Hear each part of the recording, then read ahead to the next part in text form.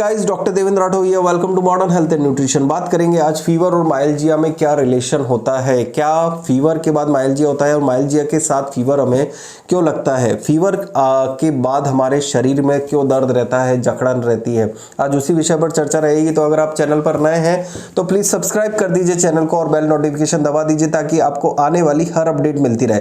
Fever एक तरह से बॉडी का एक तरह से मतलब एक कॉमन सिम्टम होता है। अगर आपकी बॉडी में कहीं पर भी इन्फेक्शन हुआ है, वायरल, बैक्टीरियल या फिर किसी भी जनरल फ्लू की वजह से आपको फीवर आया है, देन आपकी बॉडी के अंदर वीकनेस होना स्वाभाविक होता है, जिसकी वजह से ये देखने को मिलता है कि आपको फीवर हो रहा है तो साथ ही साथ आपको बॉडी पेन होने लग जाता है। कई बार बॉडी पेन कम होता है, कई बार बहुत ज़्यादा जकड़न और अकड़न होती है।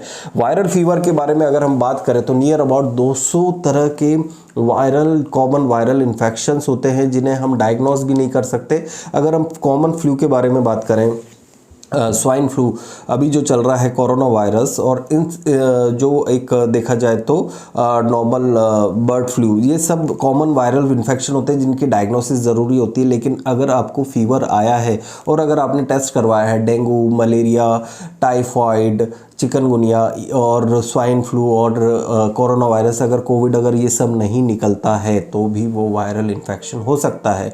अब वायरल इन्फेक्शन अगर आपकी बॉडी में हुआ है तो WBC आपकी क्या करती है, एक तरह से रक्षा करती है। वायरस एंटीबॉडीज़ बनाने में हेल्प करती है शरीर के लिए, और जैसी एंटीबॉडीज़ बनती है तो आपकी बॉडी के अंदर इन्फ्लामेटरी मार्कर्स बढ़ते हैं। अब इन्फ्लामेटरी मार्कर्स बढ़ रहे हैं आपकी बॉडी के अंदर, तो आपकी इन्फ्लामेटरी मार्कर बढ़ रहे हैं जिसकी वजह से काफ़ी ज़्यादा डेड सेल्स हमारी बॉडी के अंदर जमा होती जाती है, जिसकी वजह से हमें ये देखने को मिलता है कि जैसे CRP बढ़ गया, ESR बढ़ गया, ठीक है, और भी कई मार्कर्स रहते हैं, सीरम LDH बढ़ गया, ठीक है।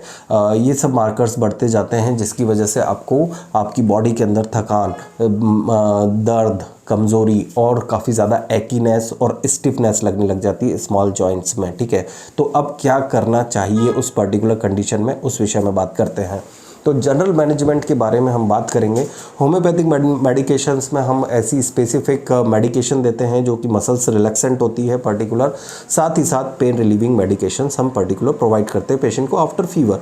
और हो सकता है कि ये फीवर के बाद पोस्ट कोविड भी हमें काफ़ी सारे पेशेंट देखने को मिले थे, और हो सकता है कि कॉमन इन्फेक्शन, फीवर या सर्दी खांसी के बाद ये वाली कंडीशन काफ़ी लंबे समय तक आपके साथ चलती रहे। तो उस वाली कंडीशन में हमें प्रॉपर ट्रीटमेंट लेना ज़रूरी होता है, क्योंकि अगर आपको ये होता है तो इसे सूडो अर्थराइटिस वाली कंडीशन भी कहा जा सकता है, जिसके अंदर आपके जॉइंट्स में काफ़ी ज़्यादा पेन होता है और काफ़ी ज़्यादा हमें प्रॉब्लम क्रिएट होती है।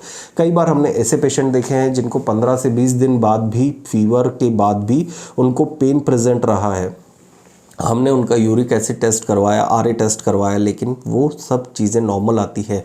CRP हल्का फुल्का बढ़ा हुआ आता है, ब्लड काउंट जो WBC काउंट रहते हैं बॉर्डर लाइन पर आते हैं। तो उस वाली कंडीशन में हमें मेनली इसी तरह की मेडिकेशंस और अच्छा खाना और अच्छा डाइट प्रॉपर फॉलो करना चाहिए। अब हम बात करते हैं जनरल मैनेजमेंट के बारे में कि अगर आपको इस तरह की माइल्जिया वाली शिकायत रहती है तो आप क्या करें।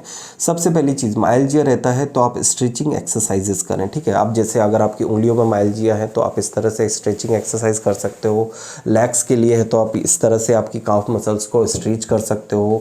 आप अपनी हैमस्ट्रिंग मसल्स और जो क्वाड्रिसेप्स मसल्स होती है लेग्स की, उन्हें आप स्ट्रेच कर सकते हो। शोल्डर की मसल्स जो होती है पर्टिकुलर इस तरह से स्ट्रेच कर सकते हो। हैवी एक्सरसाइजेस हमें नहीं करना है, ठीक है। Stretching exercise can be relieve your stiffness. Second point, आप हॉट वाटर बाथ ले सकते हो, ठीक है। हॉट वाटर बाथ मतलब आप गर्म पानी का बाथ आप लीजिए, आपको काफ़ी ज़्यादा रिलीफ मिलेगा, ठीक है।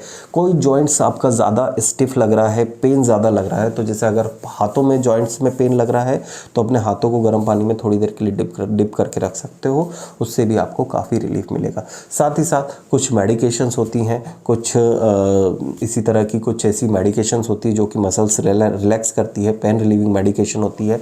स्पेसिफिक अगर होम्योपैथिक में बात करें तो मैकफॉस 6X अगर हम कहें तो 4 टैबलेट सुबह दोपहर शाम आप ले सकते हैं, बट डॉक्टर की कंसल्टेशन के साथ, ठीक है। तो ये था मेरा view particular body stiffness, pain, after following by the fever. Hope so आपको ज़रूर पसंद आया होगा, तो ज़रूर इस वीडियो को लाइक करिए, शेयर कर दीजिए, सब्सक्राइब कर दीजिए चैनल को। और अगर आपका कोई भी क्वेश्चन हो तो कमेंट सेक्शन में आप पूछ सकते हो रिलेटेड टू दैट, और किसी भी तरह का आपको टॉपिक सजेस्ट करना हो तो आप वहाँ पर कमेंट सेक्शन में आप कर सकते हो। साथ ही इंस्टाग्राम पे ज़रूर फॉलो कर लीजिए, वहाँ पर हम लाइव आते हैं और लाइव सेशन में हम आपको काफ़ी सारी टिप्स और कंसल्टेशन प्रोवाइड करते हैं, तो आप ज़रूर फॉलो करिए। Thank you so much guys. जय हिंद, जय भारत।